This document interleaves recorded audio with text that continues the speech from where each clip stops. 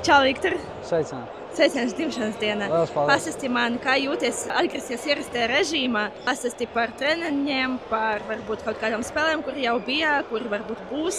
Pirmkārt, vienmēr ir prieks atgriezties treniņu procesā. Protams, pirmās 2 nedēļas smagas, bez tā nekur, bet trenējamies, strādājam un nospēlējam jau šitā bija otrā draudzības spēle, uzvarējām. Un es domāju, ka tik jāturpina un viss būs. Ar kuru komandu bija grūtāk spēlēt? Pret Igauniem vai pret lietuviešiem? Grūti pateikt. 2 dažādi pretinieki, tāpēc nezinu. Mums galvenais spēlēt savu spēli un ja pretinieks mums kaut ko parādīs pretī, tas tikai mums uz roku un mēs zināsim, pie kā strādāt un kur tiekties. Kā jūties, vai esam gatavi sezonas sākumam? Pašais es domāju, ka nē, bet es domāju, septembrī jau viss būs labi. Paldies. Tiekamies! Tiekamies!